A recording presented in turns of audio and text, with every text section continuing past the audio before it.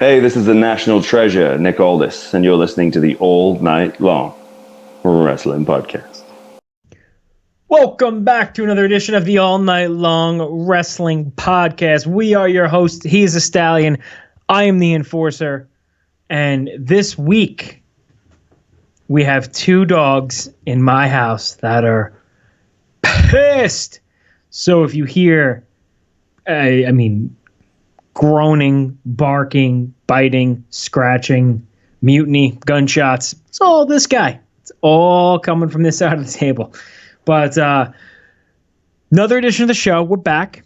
And you know what? It feels weird not having a guest, doesn't it? Like it's like we've been no, it doesn't feel weird. You like we're cool being alone? I'm used to being unsuccessful in general, so I don't really I'm kind of used to it. You know, I mean, as people ask me about quarantine, like, oh, how's it like? Do you miss being around people? And I'm like, my life is really filled with loneliness in general. So it's not something that was hard for me to adjust to. So I can adjust pretty quickly to not having a guest and just shooting the breeze with the enforcer.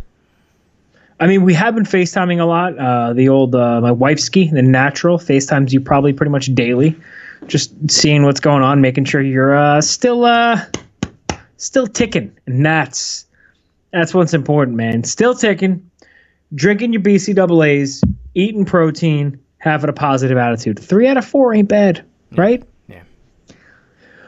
So this week, the new norm. Everybody says the new norm. It's the new norm. Shut up. That's stupid. You know what? Stop saying things like that. Norm from Cheers. Can we talk about him? I will gladly talk about Norm from Cheers or Norm Macdonald in the movie Screwed, which was also a really nice reference. So it's the thing, man. This is the new norm. Everybody's wearing your masks. I got a lot of theories on this COVID and this Modelo virus. That's the name for it, right? Modelo? Yeah, it's a Mexican beer virus. Isn't it Modelo virus? No, I think that's Red Stripe. Oh, okay. That's yeah. That's Jamaican. That's Stop right. The Bumbleclad virus. Sorry, that was... I'm all over the place today. It's brutal. Yeah. But no, seriously, in terms of professional wrestling and the professional wrestling landscape, everybody's talking about what's the new normal. And, really the new normal, every single week you tune into professional wrestling that's been taped or aired after March 17th or 19th is empty arena wrestling. For the most part, empty arena wrestling. You saw WWE straight from the get-go on that first SmackDown just do it, off the cuff. It was probably their best SmackDown in a long time when Michael Cole and Triple H were at ringside. And since then, man, AEW to me has found a way, and tell me if you agree or disagree, found a way to tweak it to where it doesn't look as bland and as boring as the WWE product. Yeah, I think that's true. Specifically, if we talk about last night's show, just as a quick example, I think the fact that they have some of the wrestlers or the crew in the audience, for the most part, 6 feet apart. Not always. I'm not going to say they're perfect with that. And then also, I know last night they were taping down in Jacksonville, which has like an outdoor, stadium type situation. So it kind of looks a little bit, more open as opposed to like a closed set. Nobody in the crowd, just like kind of dead silence except for the announcers. I think it comes off a little bit better. So I do think that AEW is doing a better job of presenting it right now than the WWE is. And AEW from the get-go, which is so strange because WWE has so many resources. But to tight. Is there an earthquake over there? Just chance. Okay. Just chance being the man. From the get-go, AEW to me has done a better job in every aspect, and that's not me hating on WWE. They've just done a better aspect of putting the show together, the way they shot the show, putting wrestlers in the stands, and also doing a better job by letting commentary just do whatever the hell they want and just be entertaining. So I think that's why the AEW product has been so well received. And the problem to me is, and again, correct me if I'm wrong here, but to me, Raw, SmackDown, and NXT all feel like the same show. I think, yeah. I mean, Raw and SmackDown are, again, I believe they're taped at the Performance Center, and NXT is now back at Full Sail. So they're very similar in their. I mean, like Raw and SmackDown are set up and shot the same way. NXT is very similar to that in that respect as well, and the announcers aren't even really in the arena for the most part too. So. It's I mean, it's tough. I don't really know. When I first started doing it, I was wondering if maybe they would like pipe in crowd heat or something, but I guess that's a little silly because there's really no one there, so it kind of looks like they're putting sound to nothing. They still use a microphone. Yeah, like in the ring. What? I can hear you. There's one camera, there's one performer, and there's no crowd. Don't grab a microphone. And stop posing for the fans, too. That shit looks stupid, Joe. Stupid. It's tough, yeah. So I think there's things about the way that they shoot it that makes it a little bit less appealing. And, I'm not sure if that's the biggest reason or not as to why the ratings for Raw and SmackDown specifically have been falling. Because I know, some of it could be people that are more watching the news and seeing what's going on with COVID each week. But, I mean, when you look at last night's ratings for AEW and NXT, which those have been down just on a smaller scale. Last night they went up a little. So I don't know if we'll start to see things tick back up as maybe people kind of get sick of watching the same thing every night with the COVID updates, or if it really is like the way that Raw and SmackDown are being shot and presented, and it's just kind of like, I don't want to see any of this. Like this is not my, something that people are interested in watching. But on the bright side, I mean, not for nothing. Sorry to cut you off. In terms of like you said, viewership's down because of the COVID and everybody watching the news. The NFL draft viewership was up like 37 or 38%. So I guess people are home. What are you doing if you're a wrestling fan? I mean, if you don't like the show, that's a different story. But there's no reason for NXT and AEW to go down. Raw and SmackDown, I can totally see that. AEW and NXT, those numbers should be higher. Yeah, for sure. So I mean, the good news is that all of these shows now with mostly no fans, right? So AEW has had fans, but a lot of the WWE shows has inspired our topic for tonight's show. Are you ready to divulge what we're going to be doing on the show this evening? Tonight, we are bringing back our favorite segment, but we're going show long with it, baby. We're bringing back the 5 count. 3 ain't enough, man. I need 5. I don't have that drop, and I don't even know if we could play that anymore. I don't think so. So I'm just going to sing Big E's old entrance the entire time. 3 ain't enough, man. I need 5. No, I'm just kidding. So we're bringing back the 5 count, which is our top 5. This week, our 5 count is going to feature our top 5 empty arena matches / matches since the COVID outbreak. So without further ado, I want you to kick off your list. Now, I'm not going to say this is best matches. I'm going to say this is most entertaining matches to you, like your favorite matches, to make it fair. Sure. Yeah, that's fine. I mean, I think so. I spent some time today researching / working on historical empty arena matches, and also compared to some of the more recent ones. Unfortunately, I have to say that the last couple of months in WWE programming, there has not been a ton of great empty arena matches, except for maybe the things that occurred over WrestleMania weekend. So anyway, I put in one entry from more current times, which is my 5th entry on the list, which is the Seth Rollins and Kevin Owens match from WrestleMania Night 1 in 2020, which I just thought was the best match, at least my favorite match, right, of the weekend from the empty arena, no crowd WrestleMania weekend. Cinematic matches aside, right, because I feel like the Boneyard match and I guess what ended up being the Gargano Ciampa match on NXT TV a little bit later was more cinematically shot. Same thing with the Firefly Funhouse match. Yeah, those are movies. To me, those are not matches. Yeah, so I didn't count those. So I went with Edge. I went with Owens and Seth Rollins because I liked that feud building up to it. I thought they had a good brawl around. They used the empty arena to their advantage. And I thought it told a good story, and it was nice to see Owens overcome, some of the perceived failures that he'd had at WrestleMania, even though that was a little bit of a stretch.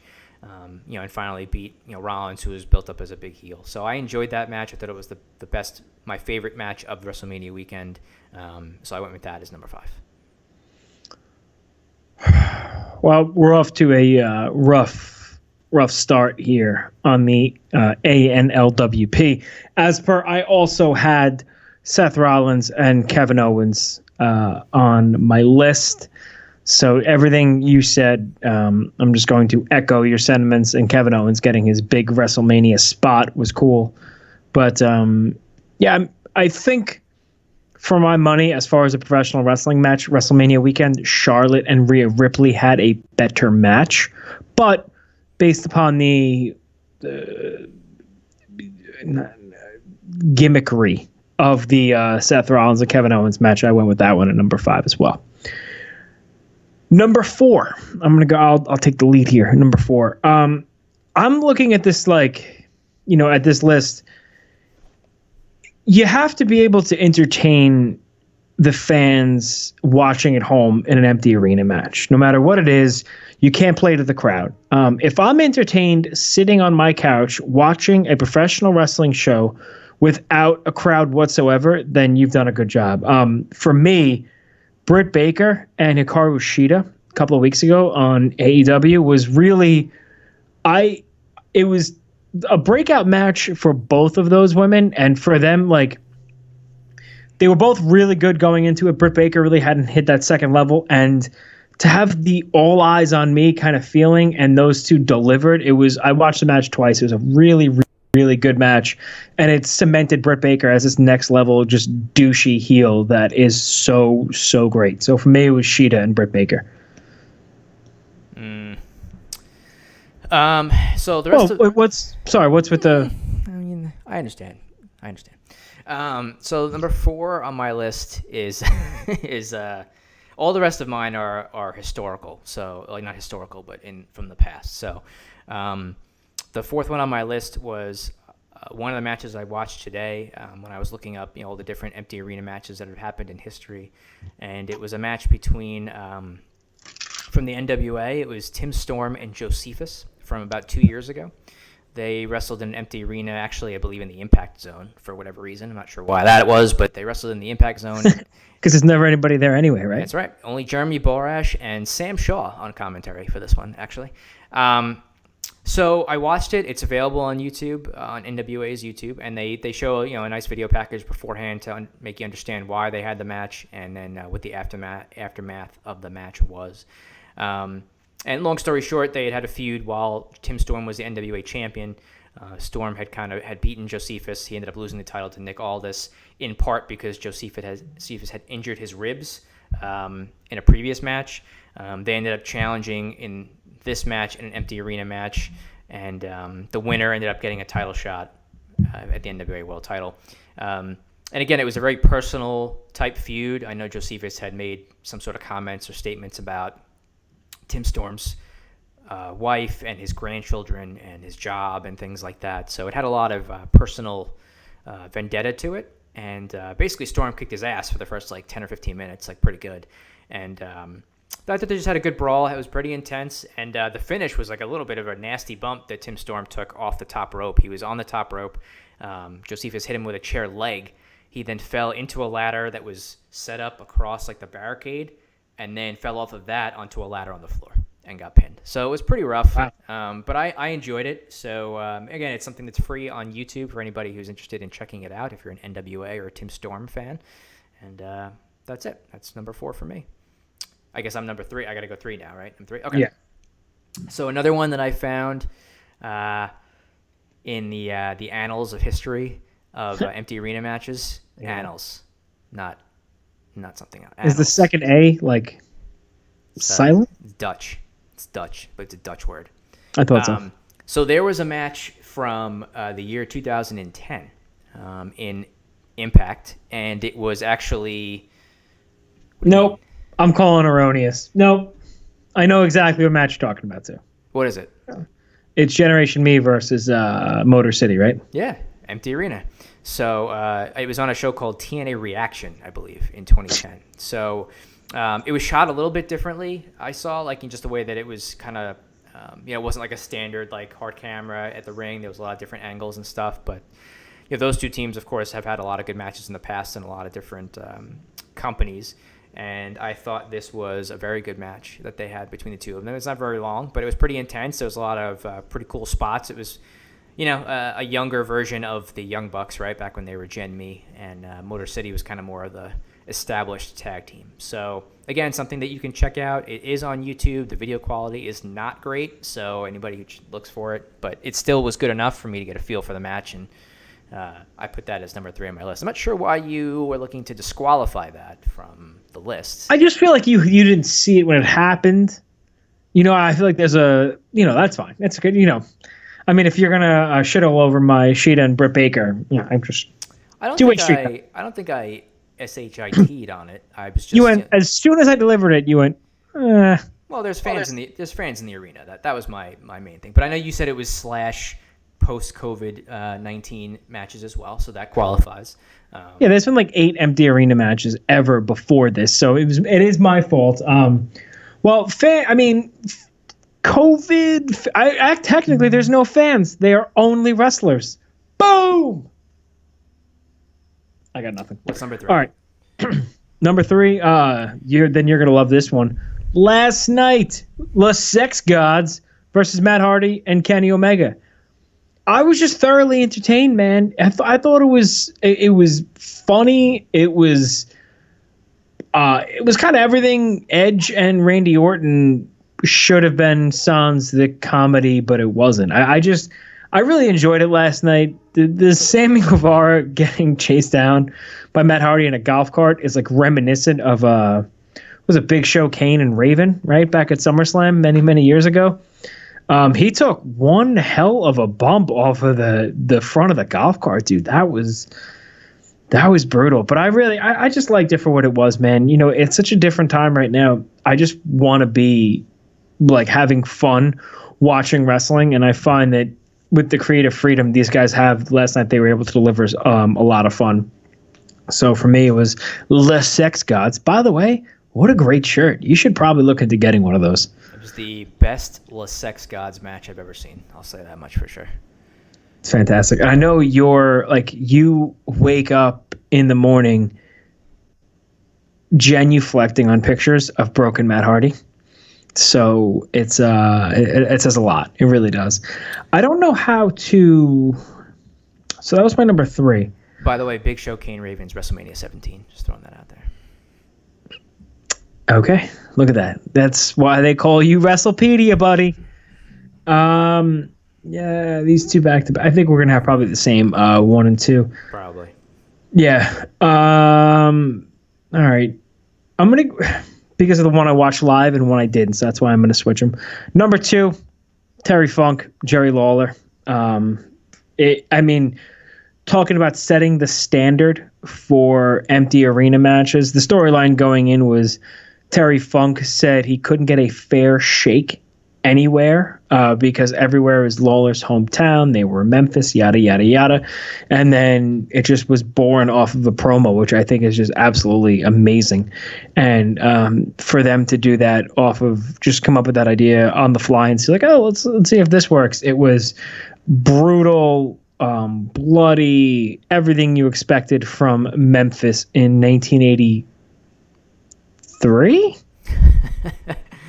I thought it was 81, but I could be wrong about that. But that's, I think it's early 80s, Memphis area, Memphis territory stuff. And it was, I agree with everything that you said. I mean, it was really, those two guys as wrestling personalities, right, are just probably two of the best ever. And Terry Funk is something else, I guess, to watch, especially, over the years and different parts of his career. Yeah, and to me, these two had the ability to really make it feel like you were a voyeur watching two guys fight. Not a professional wrestling match. They were literally two guys that were just beating the shit out of each other in an empty arena, and you just have to have a camera there watching it. It didn't feel the way they were talking trash to each other. in between, the spots and as the fight, it was really, really raw, really, really good stuff. So that's my number 2. Yep, I mean, I agree with everything you said on that, and so I think we probably have the same top 2, which is the second for me. I had halftime heat between The Rock and Mankind as number 2. Again, it's Super Bowl. I think it was 1999, January of '99. The Rock and Mankind had been trading the title back and forth in a feud that started from November in Survivor Series and kept going into the beginning of '99. So this, again, was an empty arena match. It took place during halftime in the Super Bowl. They went all over the arena. I believe Vince McMahon was doing commentary for this, which was kind of a little bit of a neat throwback at the time after he had switched over to the Mr. McMahon corporate character. And again, Foley. Everyone knows Foley's history with empty arena or just the hardcore matches in general. He really does a lot of crazy bumps and special stuff. And the trash talk, I think, was great, of course, with The Rock. And most people, I think, remember the finish, which is the forklift being, Mankind putting it down. Yes, in the camera angle of The Rock seeing the forklift come down on him and pinning, and Mankind pinning The Rock to win the title. So, I think at that time, we were younger. It was something that generation of fans probably had not seen very much. The younger, like the teenagers, or, people like that. So it was really a cool thing, and it was number 2 on my list. And number 1 was, in fact, for me, Terry Funk and Jerry Lawler. Yeah, not too much I can add to everything that you mentioned. It was very much as you described. It was very much a fight. They were fighting through the empty arena. You're going to finish too. Go ahead. The finish. What did you think of the finish of that match? Oh, the eye injury. Yeah, when that's what made it feel so real to me.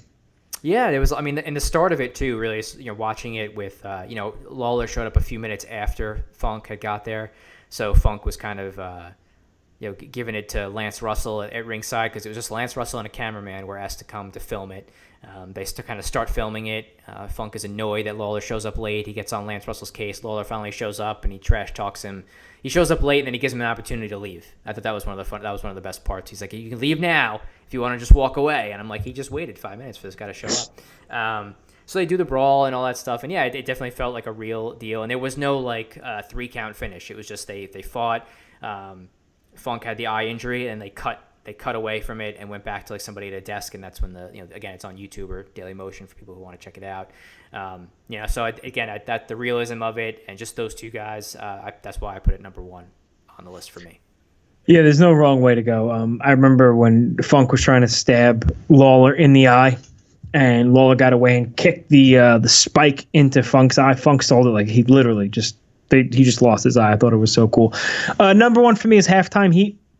Mainly because I watched it live, and I remember watching the Super Bowl. I couldn't tell you what the Super Bowl was that year, but I remember flipping over from the Super Bowl to Halftime Heat and just being like, holy shit, what am I watching? It was probably at the peak of everything for the WWE. And for them to be so bullish to counter program the fucking Super Bowl halftime show, which has billions of viewers. Janet Jackson showed a titty, right? You never know what's going to happen at the halftime show. And it's always who's going to perform and all this stuff. And they did it, man. And it was so memorable. I remember when I was watching it, the top right corner, it even told you how long you had until kickoff. And I think my favorite spot was when they're in the office and the phone rings and Rock takes a phone call. He's like, oh, you looking for Mankind? No. He's got I got my foot 3/4 way up his ass right now, and he starts stomping him. It was really, really good stuff. Do you have any runners up? Any match that you really enjoyed? Maybe more modern era that didn't make your list?